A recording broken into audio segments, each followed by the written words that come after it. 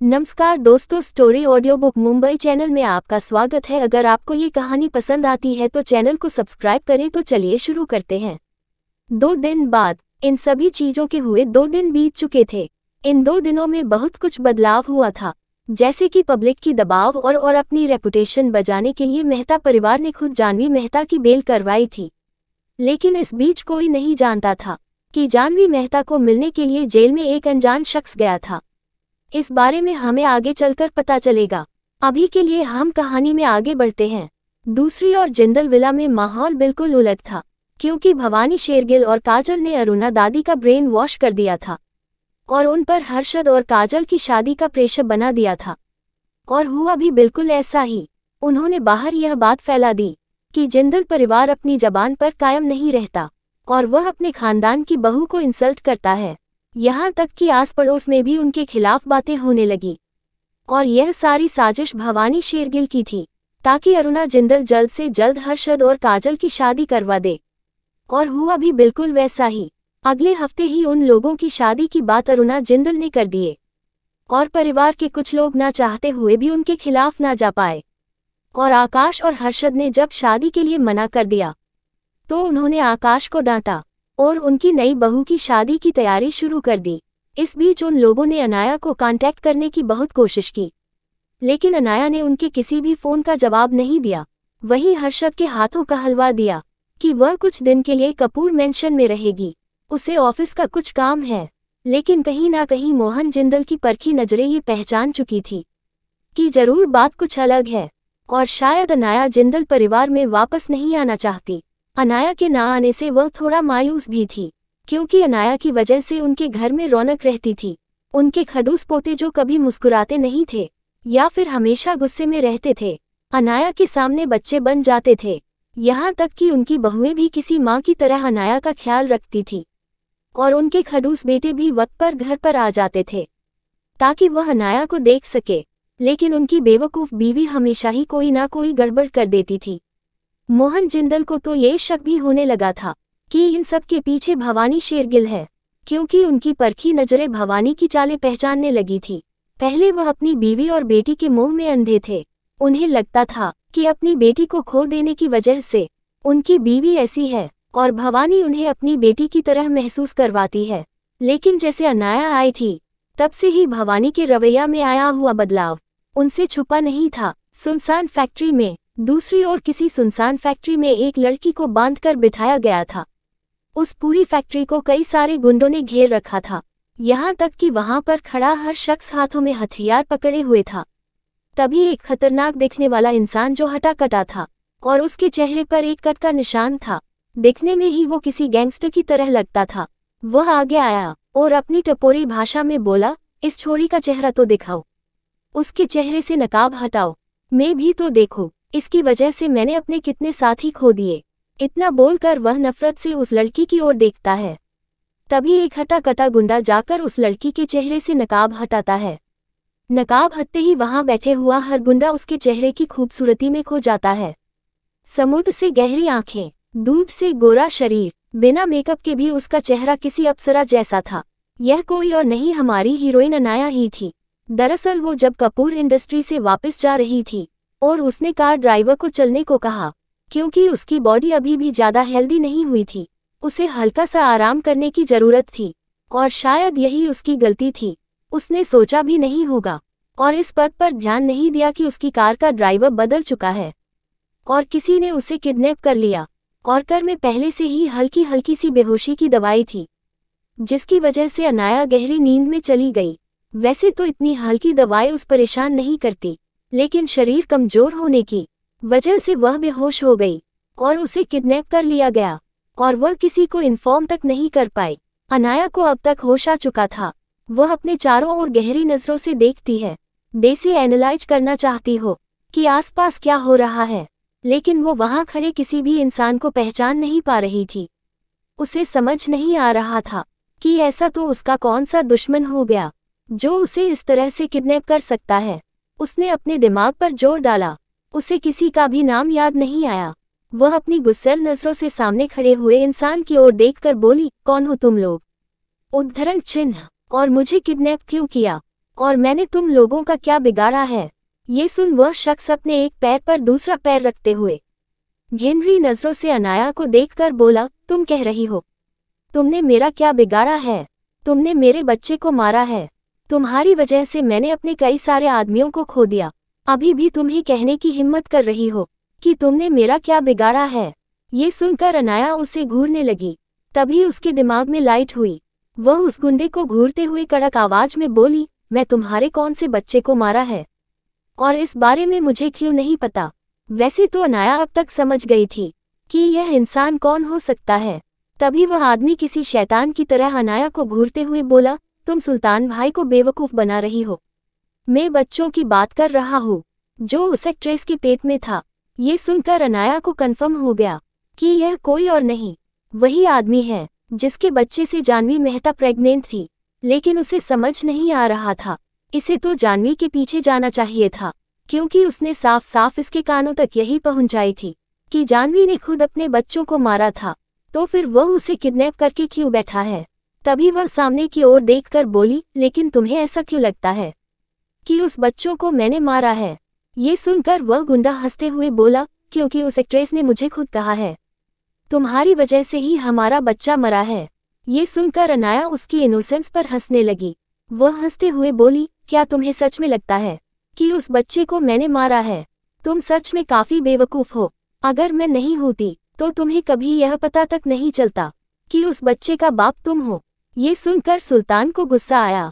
वह गुस्से में अनाया के पास गया और उसके गले को पकड़ते हुए दांत पीसकर बोला, तुम दो कौड़ी की लड़की, तुम्हारी इतनी हिम्मत की तुम मुझे बेवकूफ कहो। सच कहती थी वह एक्ट्रेस, तुम सच में काफी चालबाज हो, लेकिन मैं तेरी चाल में नहीं फंसने वाला। मैं तेरे से अपने बच्चे का और अपने साथियों का बदला लेकर रहूंगा। अनाया ये जानती थी कि यह गैंगस्टर अपने साथियों के लिए कुछ ज्यादा ही प्रोटेक्टिव होते हैं। वह उसे बहस नहीं करना चाहती थी, इसलिए वह उसकी आंखों में देखकर गंभीर आवाज में बोली, ठीक है, अगर तुम्हें ऐसा लगता है तो पहले मेरे एक सवाल का जवाब दो। भला मैं तुम्हारे बच्चे को क्यों मारने लगी और मेरी तुमसे क्या दुश्मनी?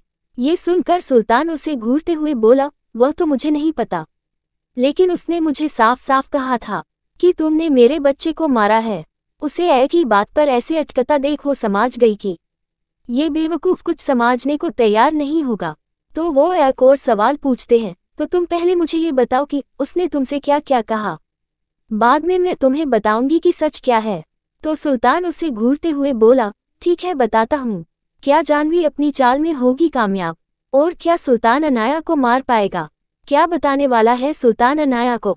फ्लैशबैक। सुल्तान को जब हर्षवर्धन के आदमियों से पता चला कि जानवी मेहता उसके बच्चे से प्रेग्नेंट थी और उसने ही अपने बच्चों को मार दिया, तो सुल्तान को बहुत ज्यादा गुस्सा आया। आखिरकार वो सिरफिरा गैंगस्टर था और उसे अपने बच्चों से प्यार था। भले ही वह एक लड़की पास था, कई लड़कियों के साथ सोता था और मजे करता था, लेकिन आज तक किसी ने उसके बच्चे को कंसीव नहीं किया था। लेकिन आज जब उसे पता चला था कि उसका बच्चा इस दुनिया में आने वाला था, लेकिन वक्त से पहले ही वह मर गया, तो वह गुस्से में जानवी से मिलने गया। उसे पता चला कि जानवी को बेल हो चुकी थी, तो वह जैसे ही जानवी को मिलने गया तो रास्ते में ही उसे जानवी मिल गई। उसने जानवी को गुस्से में गले से पकड़कर मारने की कोशिश की और दांत पीसकर कहा, तुम्हारी हिम्मत कैसे हुई मेरे बच्चे को मारने की? मैं तुम्हें छोड़ूंगा नहीं, तुम भी मेरे बच्चे की तरह मर जाओगी। जानवी उसे अपना गला छुड़ाते हुए बोली, क्या कर रहे हो सुल्तान, छोड़ो मुझे, क्या तुम मुझे मार दोगे? लेकिन सुल्तान का गुस्सा कुछ ज्यादा ही हावी था। वह उसे छोड़ता नहीं और ऐसे ही उसका गला दबाते रहता है। सुल्तान हटा-कटा 6 फुट का आदमी था और लोगों का मर्डर करना उसके लिए आम था। ऊपर से जानवी जेल में रहने से थोड़ी कमजोर भी थी। थोड़ी ही वक्त में उसकी सांस रुकने लगी। तभी जानवी कमजोर आवाज में बोली, मैंने उसे नहीं मारा, उसने उसे मारा। इतना बोलकर वह लंबी लंबी सांस खींचते लगी। वही उसकी बात सुनकर सुल्तान को उसके बात पर यकीन तो नहीं हुआ, लेकिन फिर भी उसने छोड़ दिया। जानवी जोर जोर से खांसते हुए अपनी गाड़ी से टेक लगा कर बोली, मैं सच कह रही हूँ, मैंने हमारे बच्चे को नहीं मारा, उसे अनाया ने मारा है। भला मैं अपने ही बच्चे को क्यों मारूंगी? ये सुनकर सुल्तान उसके बालों को पीछे से खींचते हुए दांत पीसकर बोला, तुमने जानबूझकर मेरे बच्चे को मारा है, तुम झूठ बोल रही हो। ये सुनकर जानवी मगरमच्छ के आंसू बहाते हुए खुद को बेचारा दिखाकर बोली, मैं सच कह रही हूँ। भला मुझे अपने ही बच्चे को मारकर क्या मिलता। ये सुनकर वह गैंगस्टर गुस्से में बोला, क्योंकि वह तुम्हारे पति का बच्चा नहीं था, वह मेरा बच्चा था, इसलिए तुमने उसे मार दिया। जानवी भी रोते हुए बोली, बिल्कुल ऐसा नहीं था, वह बच्चा हमारा था, बेल ही वह तुम्हारा बच्चा था, लेकिन उसकी माँ में थी। भला मैं अपने ही बच्चे को क्यों मारूंगी, और अगर मुझे उसे मारना ही होता तो मैं उसे पहले ही मार देती, उसे इतना बड़ा करती ही नहीं। मैं 4 महीने तक उसे महसूस किया है, तो तुम्हें ऐसा क्यों लगता है कि मैंने उसे मारा है। इतना बोल कर वो फूट फूट कर रोने लगी। सुल्तान को भी उसके बात पर यकीन हो गया। वह उसे शांत करवाते हुए बोला, तो फिर हमारे बच्चे को किसने मारा। तो जानवी रोते हुए बोली, ये सब कुछ अनाया कपूर ने किया है। मैंने तुम्हें पहले ही कहा था, उसे मार दो, उसकी वजह से ही मेरी जिंदगी में सारी प्रॉब्लम हो रही है, लेकिन तुम पहले भी उसे मारने में नाकामयाब रहे। ये सुनकर सुल्तान ने अपनी गुस्से से मुठियां कस ली। वह दांत पीसकर बोला, इस बार वह नहीं बचेगी। पहले तो मुझे उसे सिर्फ तुम्हारी वजह से मारना था, क्योंकि तुमने मुझे कॉन्ट्रैक्ट दिया था, लेकिन इस बार उसका पाला मुझसे पड़ा है। उसने मेरे बच्चे को मारा, मैं उसे जिंदा जमीन में गाड़ दूंगा। वही उसकी बात सुनकर जानवी, जो मगरमच्छ के आंसू बहा रही थी, उसके चेहरे पर एक शैतानी मुस्कान आ गई। वह रोते हुए बोली, बिल्कुल ऐसा ही करना, उससे हमारे बच्चे को इस दुनिया में आने से पहले ही मार दिया। काश हमारा बच्चा हमारे पास होता, हम उसे कितना प्यार करते हैं। इतना बोलकर वो फूट फूट कर रोने लगी। रोते हुए वह बोली, तुम उसे बदला जरूर लेना, उसे छोड़ना मत, उसे अपनी करनी की सजा जरूर मिलनी चाहिए।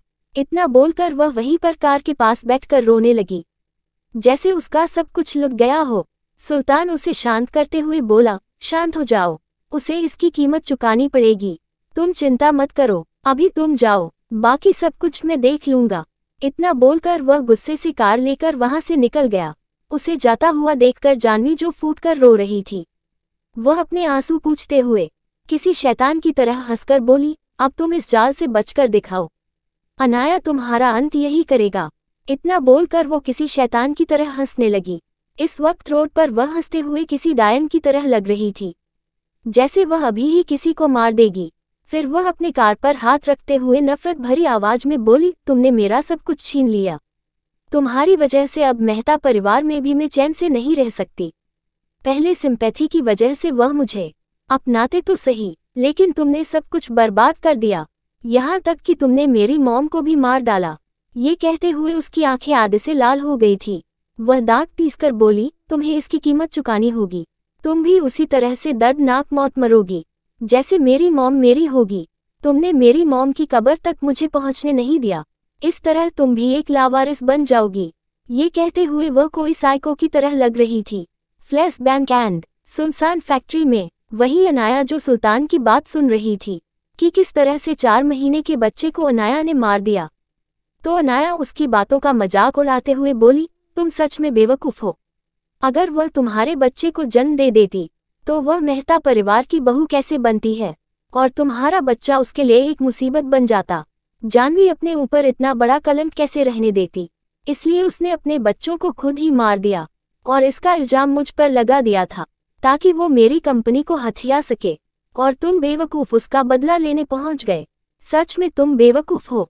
वहीं उसकी बात सुनकर सुल्तान को गुस्सा आया, तो उसने उसे एक थप्पड़ मारते हुए गुस्से में दांत पीसकर कहा, तुम खुद को बहुत ज्यादा महान और चालाक समझती हो, लेकिन तुम हो नहीं। अगर तुमने मेरे बच्चे को नहीं मारा होता तो शायद तुम्हें मैं रख लेता। वैसे भी तुम बहुत कड़क माल हो, तुम्हारे शरीर के साथ खेलने में मजा आता। तुम्हारा सिर्फ चेहरा ही इतना चिकना है, तो तुम्हारा पूरा शरीर किसी संगमरमर की तरह तरासा हुआ होगा।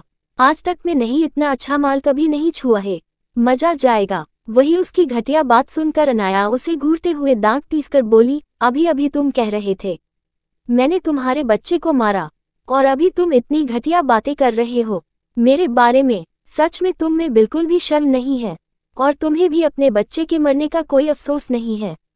अगर होता तो तुम उसके कातिल को मारने की कोशिश करते, ना कि मेरे पास इस तरह से बकवास करते। अनाया की बात सुनकर सुल्तान दांत पीसकर बोला, वही करने के लिए मैं तुम्हें यहाँ लाया हूँ, तुम्हें मेरे बच्चे की मौत की मैं चुकानी होगी। इतने बोलकर वो किसी शैतान की तरह हंसने लगा। वही उसकी बात सुनकर अनाया उसे किसी बेवकूफ़ की तरह देखने लगी, क्योंकि सुल्तान सच में बेवकूफ़ था। वह अनाया की कोई बात सुनने को तैयार ही नहीं था। अनाया भी अब उसे कुछ समझता नहीं चाहती थी। उसने अब तक खुद को उस रस्सियों से छुड़ा लिया था। तभी अनाया के कानों में सुल्तान की दमदार आवाज़ आई। वह अपने लोगों से कह रहा था, चलो आज मैं तुम लोगों को मौका दे रहा हूँ इसके साथ मजे करने का। आगे बढ़ो, मैं भी देखना चाहता हूँ इसका शरीर कितना आकर्षक नजर आता है। जौहर को उसके पीछे पागल है। वैसे भी चेहरे से तो वह किसी अप्सरा जैसी लग रही है। इतना बोलकर वह भी किसी शैतान की तरह हंसने लगा है। क्या अनाया बचा पाएगी अपनी इज्जत, और कैसे निकलेगी वो सुल्तान के चंगुल से? क्या जानवी का प्लान होगा कमियां? अब तक आप लोगों ने सुना कि सुल्तान अपने आदमियों को अनाया पर छोड़ देता है ताकि वह उसका फायदा उठा सके, और खुद किसी शैतान की तरह सामने सोफे पर जाकर बैठ जाता है। वह बंद फैक्ट्री काफी सुनसान इलाके में थी, जिसकी वजह से अनाया जानती थी कि उसके चिल्लाने का कोई फायदा नहीं है। उसे इन लोगों का सामना करना ही पड़ेगा। वैसे भी वह किसी को सिग्नल भी नहीं भेज पाई थी ताकि वक्त पर कोई उसकी मदद के लिए आ जाए। हालांकि जब खतरे का एहसास हुआ तब रोबो ट्रेन ने सिग्नल भेज दिया था, लेकिन तब तक काफी देर हो चुकी थी। अनाया जानती थी इतनी जल्दी यहाँ कोई नहीं आने वाला, इसलिए वह सुल्तान को देखकर एक टेढ़ी मुस्कान देकर बोली, चलो काफी वक्त हो गया है, मैंने कोई एक्सरसाइज नहीं की, आज कर लेती हूँ। इतना बोलकर सभी लोगों की ओर देखती है और अपनी उंगली से इशारा करके सबको फाइटिंग के लिए आगे बढ़ने को कहती है। वह लोग भी अनाया की ओर फाइटिंग के लिए आगे बढ़ते हैं। अनाया जमकर उन लोगों का सामना करती है। उनकी फाइटिंग स्किल देखकर वह सब लोग एक पल के लिए डर गए। यहाँ तक कि सामने बैठा हुआ सुल्तान भी अपनी इंटरेस्टिंग नज़रों से अनाया को देख रहा था। वह समझ गया था कि अनाया कोई मामूली लड़की नहीं है, इसीलिए वह खुद आगे आया और अनाया जब दूसरे लोगों को लड़ने से बिजी थी तब जाकर उसके सिर पर वार कर दिया। अनाया खुद को बचाने की कोशिश करती है, लेकिन फिर भी उसके कान के ऊपर चोट लग जाती है, और यह चोट एक लोहे की रोड की थी, जिसकी वजह से अनाया तुरंत जमीन पर गिर जाती है और उसके सर से खून निकलने लगता है। अनाया खुद का सर सहलाते हुए दांत पीसकर बोली, अनाया तुम इतनी बेवकूफ़ कैसे हो सकती हो? तुम तक एक मामूली 2 कौड़ी का गुंडा कैसे पहुंच सकता है? इतना बोलकर वह अपना सर सहलाती है। इसमें अनाया की गलती नहीं थी। एक तो उसे पिछले 1 हफ्ते में 2 बार जहर दिया गया था, ऊपर से उसकी बॉडी कमजोर थी और कुछ वक्त पहले ही उसे काफ़ी स्ट्रांग नशीला पदार्थ सूंघने दिया गया था ताकि वह बेहोश हो जाए। अभी भी उस ड्रग का भी असर उसके शरीर पर हो रहा था। ऊपर से वह एक साथ तकरीबन 15 लोगों से लड़ रही थी। उसकी वजह से उसके रिफ्लेक्शंस थोड़े स्लो हो गए और सुल्तान को उस पर वार करने का मौका मिल गया। जैसे ही अनाया जमीन पर गिरी, 3 लोगों ने उसे दोनों तरफ से पकड़ लिया और घुटने पर बिठा दिया।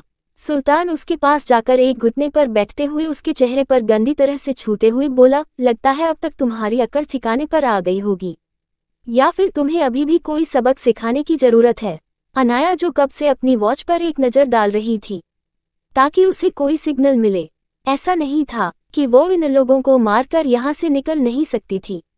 वह एक जीनियस डॉक्टर थी, ऊपर से उसके पास फार्माकोलॉजिस्ट की इतनी अच्छी नॉलेज थी कि वह अपने एक दवाई से ही सबको मार सकती थी, क्योंकि उसके पास इतनी जहरीले जहर थे।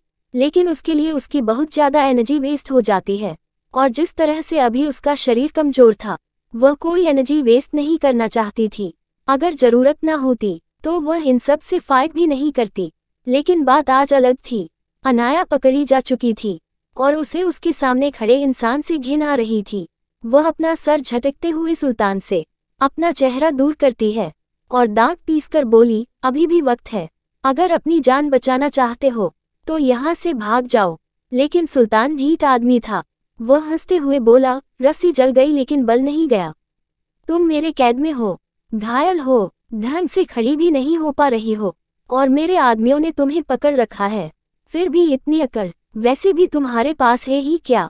बस इस खूबसूरत चेहरे के अलावा, और इसका घमंड भी ज्यादा वक्त तक नहीं रहेगा। मैं उससे बहुत अच्छे से उसका हुलिया बिगाड़ेगा। इतना बोलकर वह उसके होठों को अपने अंगूठे से मसने लगा। अनाया को घिन सी महसूस हो रही थी। उसने तुरंत अपने दांत उसके अंगूठे में गड़ा दिए। वह इतनी तेजी से हुआ कि उसके अंगूठे से खून निकलने लगा था और अनाया अपना थूक बाहर फेंकते हुए दांत पीसकर बोली, अगली बार मुझे छूने की हिम्मत मत करना, वरना तुम जिंदा नहीं रहोगे। सुल्तान उसके गाल पर थप्पड़ मारते हुए बोला, तुम दो कौड़ी की लड़की, तुम सुल्तान को धमकी दे रही हो। तुम जानती भी हो कि मैं कौन हूँ। मैं इस सिटी का जाना माना गुंडा हूँ। यहाँ तक कि अंडरवर्ल्ड के लोग भी मुझसे डरते हैं। मैंने कई लोगों को मार डाला है, कितनों की जिंदगी बर्बाद कर दी। आज तक पुलिस भी मेरे ऊपर नजर नहीं उठाते।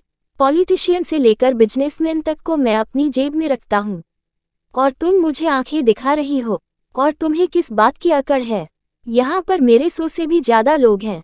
इतने लोगों के बीच तुम्हें बचाने कौन आएगा? अगर तुम्हें लगता है पुलिस वाले तुम्हें बचाने आएंगे तो तुम बेवकूफ हो। तुम्हें जो किडनैप करके लाया था वह खुद एक पुलिस वाला है। उसकी वजह से तो तुम्हें अपने ड्राइवर पर शक नहीं हुआ। इतना बोलकर वह शैतान की तरह हंसने लगा, और उसके साथ साथ उसके आदमी भी हंसने लगे, जैसे उसका वह सुल्तान ही इस साम्राज्य का राजा हो। वहीं अनाया को उन सब पर तरस रहा था, क्योंकि उसने अपनी वॉच में सिग्नल देख लिया था। हर्षवर्धन उसके बहुत ज्यादा करीब था। अनाया को किसी की चिंता नहीं थी, इसलिए वह सुल्तान की ओर देखकर कड़क आवाज में बोली, लगता है तुम्हें गलतफहमियां बहुत ज्यादा है, इसीलिए तो तुम इतना उछल रहे हो। क्या तुम्हें सच में लगता है कि तुम मुझे मार सकते हो या नुकसान पहुंचा सकते हो?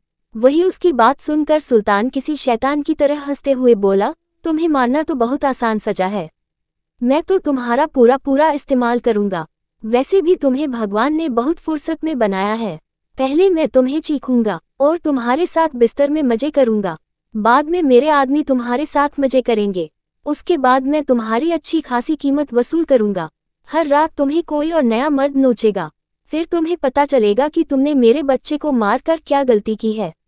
वही उसकी बात सुनकर जहां उसके साथी जोर जोर से हंस रहे थे और खुद हो रहे थे और अनाया को गंदी नजर से देख रहे थे, वहीं अनाया का खून खोल गया था। पिछले जन्म में उसे अभी भी याद है किस तरह से जानवी ने उसे किसी डायरेक्टर की बिस्तर तक पहुंचाने की कोशिश की थी, लेकिन उसकी सूझबूझ की वजह से वह बच गई थी। लेकिन तब भी जानवी ने उसे बेवकूफ बनाया था कि वह बस एक मिसअंडरस्टैंडिंग गलतफहमी है, और अनाया इतनी बेवकूफ थी कि उसके जाल में फंस गई और वह इस तरह उस पर यकीन करने लगी। लेकिन इस वक्त सुल्तान के मुंह से इतनी घटिया बात सुनकर उसका खून खोल गया। वह दांत पीसते हुए गुस्से में बोली, तुम्हारी इतनी औरकत नहीं है जो मुझे पर नजरें रखी। तुम्हें क्या लगता है तुम्हारी वह 2 कौड़ी की जानवी इतनी शरीफ है? नहीं, वह बिल्कुल शरीफ नहीं है। उसने तुम्हारा इस्तेमाल किया क्योंकि वह खुद मुझसे निपट नहीं सकती। तो उसने कहा कि तुम्हारे बच्चे को मैंने मारा, लेकिन सही बात यही है, उसी ने अपने बच्चों को मारा, क्योंकि वह जानती थी कि आज नहीं तो कल अगर वह बच्चा इस दुनिया में आ गया तो कभी ना कभी मेहता परिवार को पता चल जाएगा कि वह विशाल का बच्चा नहीं है, और पूरे देश में उसकी बदनामी हो जाती। उसे बच्चे को मारकर उसके 2 फायदा हुआ। एक तो उसे बच्चे से छुटकारा मिला, और दूसरा तुम्हें उकसाकर उसने मुझे मारने की कोशिश की और दुनिया वालों की सिंपैथी बटोरी, ताकि वह एंटरटेनमेंट इंडस्ट्री, मनोरंजन उद्योग में वापस लौटे सके। और सच में तुम सब बेवकूफ उसकी चाल में फंस गए। इतना बोलकर वह हंसने लगी। भले ही उसको कुछ लोगों ने दोनों तरफ से पकड़ रखा था और उसके सिर पर से हल्का सा खून भी बह रहा था, क्योंकि पीछे से उसे पर वार किया गया था। ऊपर से उसका शरीर कमजोर था, तो खड़ी भी नहीं हो पा रही थी। वह घुटने पर बैठी हुई थी, लेकिन फिर भी उसकी बात सुनकर सुल्तान का चेहरा काला पड़ गया। वह गुस्से में दांत पीसते हुए बोला, बिल्कुल नहीं, कोई मुझे बेवकूफ नहीं बन सकता, तुम बस बकवास कर रही हो। इतना बोलकर वह उसके पास गया और उसका गला पकड़कर उसे हवा में उठा लिया। अनाया अभी सांस लेने के लिए तड़पने लगी है। उसने बहुत हिम्मत इकट्ठी की और अपने उंगली में एक नीडल निकाली और सुल्तान के गले पर चला दी, लेकिन फिर भी सुल्तान की पकड़ उसके गर्दन से कमजोर नहीं हुई। अनाया को ऐसा लग रहा था कैसे उसकी सांसें अभी उखड़ जाएगी। तभी एक गन शॉट की आवाज आई। किसने गोली चलाई थी और क्या वक्त रहते अनाया बच पाएगी? और क्या होगा जब क्रूर हीरो हर्षवर्धन अपनी बीवी की यह हालत देखेगा? अगर आपको अगला एपिसोड चाहिए तो लाइक करें, कमेंट करें और चैनल को सब्सक्राइब करें।